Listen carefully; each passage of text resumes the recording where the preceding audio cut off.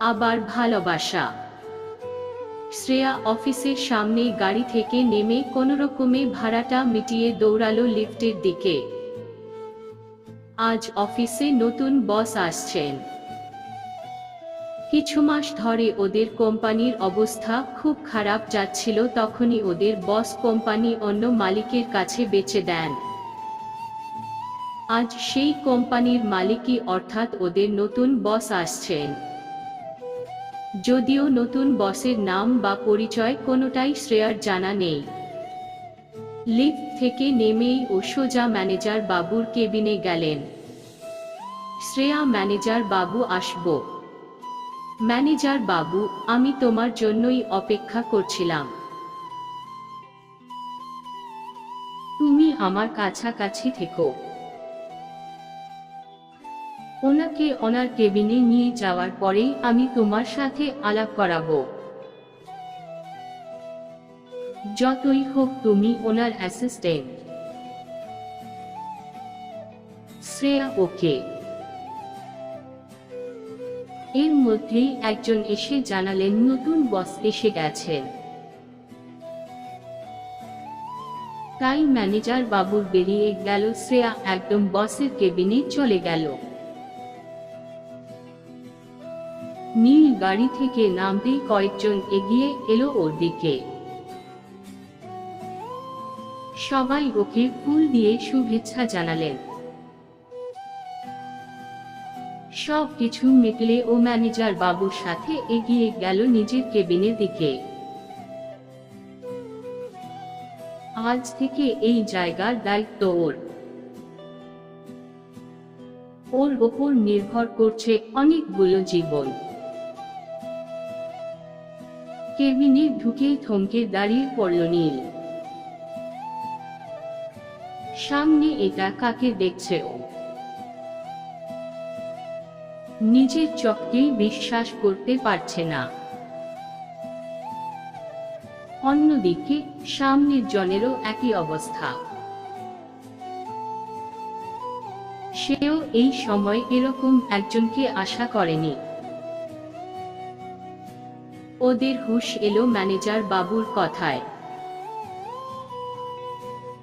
Manager বাবু, sir, ও হলো শ্রেয়া, আপনার assistant.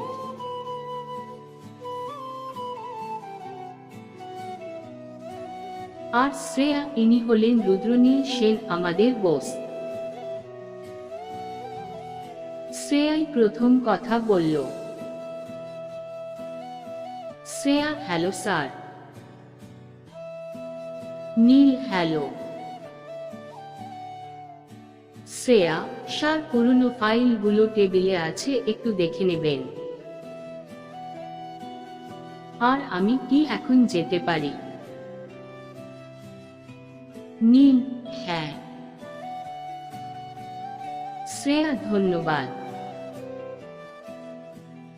Shreya আর এক মুহূর্ত না দাঁড়িয়ে ওখান থেকে চলে গেল। নিজের জায়গায় গিয়ে বসতেই এতক্ষণ চেপে রাখা কান্নাটা বেরিয়ে এলো। মাথা নিচু করে মনে মনে ভাবতে লাগলো। 5 বছর আগে বাড়ি থেকে দেখাশোনা করে নীলের সাথে ওর বিয়ে হয়েছিল দুজনের সম্মতিতে। বিয়ের প্রথম 1 বছর বেশ ভালোই কেটেছিল, কিন্তু তারপর থেকেই শুরু হলো সমস্যা। কোনো জিনিস পেয়ে গেলে যেমন তার গুরুত্ব কমে যায়, সেরকম নীলের জীবনে ওর গুরুত্ব কমতে শুরু করে। রোজ ঝামেলা হতে থাকে, কিন্তু সেদিন ঝামেলা এমন পর্যায়ে চলে যায় যে নীল ওর গায়ে হাত তুলতেও দুবার ভাবেনি। সেদিনই ওই বাড়ি থেকে বেরিয়ে আসে শ্রেয়া, আর ফেরেনি ওই বাড়িতে। 3 বছর হলো ওদের আলাদা থাকা, কিন্তু শ্রেয়ার মন থেকে নীল কখনো মুছে যায়নি। কিন্তু হঠাৎ কাঁধে কারোর স্পর্শে চোখ তুলে শ্রেয়া দেখল আকাশ দাঁড়িয়ে আছে। আকাশ ওর বেস্ট ফ্রেন্ড নীলের বাড়ি থেকে চলে আসার পর প্রত্যেক মুহূর্তে ওকে পাশে পেয়েছে শ্রেয়া। আকাশকে দেখেই শ্রেয়া অন্যদিকে মুখ ঘুরিয়ে তাড়াতাড়ি চোখের জলটা মুছে নিল, কিন্তু সেটা আকাশের চোখ এড়ালো না। আকাশ, কি হয়েছে তোর? কাঁদছিস কেন? শ্রেয়া, আমার আবার কি হবে? তুই একটু বেশি দেখিস। আকাশ, আমার থেকেও লোকাবি। শ্রেয়া আর চুপ করে থাকতে পারল না, বলতে শুরু করলো। শ্রেয়া, নীল। আকাশ, নীল মানে তোর হাজবেন্ড। সে এখানে কথা থেকে আসবে। শ্রেয়া, আমাদের বোস রুদ্রনীল, সে নীল। শ্রেয়া এতটা বলেই কেঁদে ফেলল। আকাশ সেটা দেখে ওকে জড়িয়ে নিল। ও বুঝতে পারছে শ্রেয়ার কষ্টটা। মেয়েটা চিরকালই একটু নরম প্রকৃতির। আর কোনো কথা শুনতে না পেলেও এই সব কিছু আড়াল থেকে দেখল নীল। শ্রেয়া কেবিন থেকে চলে আসার পরেই ম্যানেজার বাবুকে কিছুদিনের মধ্যে একটা পার্টির ব্যবস্থা করতে বলে শ্রেয়া কোথায় গেল সেটা দেখার জন্য নীলু বেরিয়েছিল, আর তারপরেই দেখতে পেল এই দৃশ্য। আর এক মুহূর্ত না দাঁড়িয়ে থেকে ওখান থেকে চলে গেল নীল। কেবিনে এসে নিজের মনেই বলতে লাগলো, ও তো এখন আমার কেউ না, তাই ও কি করলো তাতে আমার কি? যা ইচ্ছা তাই করুক, কিন্তু এতে আমার কেন খারাপ লাগছে? নীলের কিছুই ভালো লাগছে না, তাই ও অফিস থেকে বেরিয়ে গেল। অন্যদিকে শ্রেয়ার কান্না থামলে আকাশ ওকে ছেড়ে বলল, আকাশ স্যার তোকে এখনো ভালোবাসে। শ্রেয়া, মানে কি বলতে চাইছিস তুই? আকাশ, আসলে তুই যখন কাঁদছিলিস আমি তখন স্যারকে দেখেছিলাম ওইদিকে, আর যখন আমি তোকে জড়ালাম তখন উনি চলে গেলেন, কিন্তু তখন ওনার মুখে একটা অন্য রকম অনুভূতি লক্ষ্য করলাম। শ্রেয়া, সেটা হয়তো আমি এখানে আছি বলে ও বিরক্ত হয়েছে। আকাশ, না, ওটা বিরক্ত না, জেলাসি। শ্রেয়া, অসম্ভব। আকাশ, বেশ, আমি প্রমাণ করে দেব। শুধু কাল থেকে স্যার এর সামনে আমার সাথে সাথে থাকবি, বাকিটা আমি সামলে নেব। শ্রেয়া, পাগল নাকি তুই?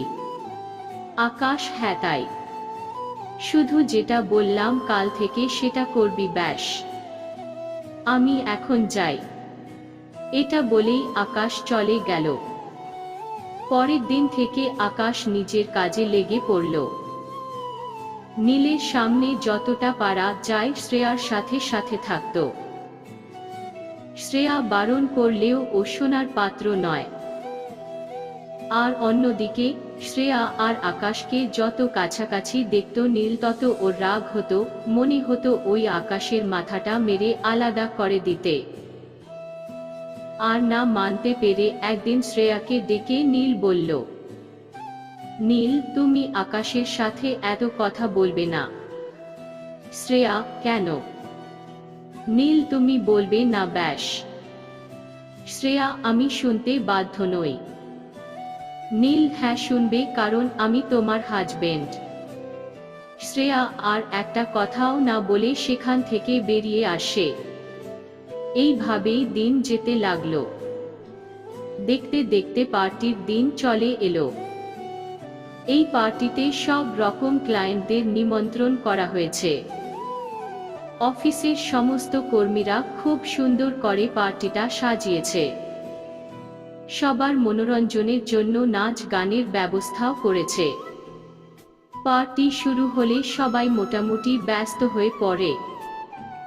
শ্রেয়ার এইসব কোনোদিনই খুব একটা ভালো লাগে না, তাই ও একধারে একটু ফাঁকা জায়গায় গিয়ে বসল। হঠাৎ একটা ছেলে এসে বলল, ছেলেটি, হ্যালো মিস, আমি দীপ্ত। শ্রেয়া, হ্যালো, আমি Shreya. Dipto, wow, nice name. Shreya, thank you. Dipto, so can you dance with me? Shreya এর উত্তর দেওয়ার আগেই হঠাৎ পিছন থেকে কেউ বলল, sorry, she can't dance with you. Shreya পিছনে তাকিয়ে দেখল নীল দাঁড়িয়ে আছে। দীপ্ত, উনি কি করবেন সেটা আপনি ঠিক করতে পারেন না। নীল, আমি কি পারি সেটা আপনার না জানলেও চলবে। নীল আর এক মিনিটও না দাঁড়িয়ে শ্রেয়ার হাত ধরে টানতে টানতে ছাদে নিয়ে এলো। ছাদে এসে শ্রেয়া নিজের হাতটা নীলের হাত থেকে ছাড়িয়ে নিয়ে বলল, শ্রেয়া, কেন নিয়ে এলে এখানে? নীল, তুমি ওর সাথে ডান্স করবে না। শ্রেয়া, কেন? নীল, আমি বলছি তাই। শ্রেয়া, আমি তোমার কথা শুনবো কেন? এবার বলবে তো, কারণ আমি তোমার হাজবেন্ড। শ্রেয়া উত্তরের অপেক্ষা না করেই বেরিয়ে যাচ্ছিল, কিন্তু নীলের উত্তরে না শুনে শ্রেয়া থমকে দাঁড়িয়ে পড়ল। কিছুক্ষণ পরে ঘুরে দাঁড়িয়ে বলল, শ্রেয়া, তাহলে? নীল, কারণ আমি তোমাকে ভালোবাসি।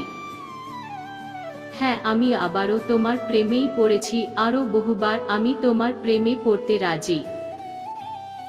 সেদিন ভুল করেছিলাম, কিন্তু কোনোদিনই তোমায় ভুলতে পারিনি।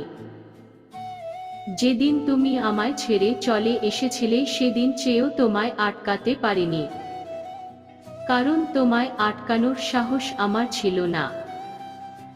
প্লিজ আমায় ক্ষমা করে দাও।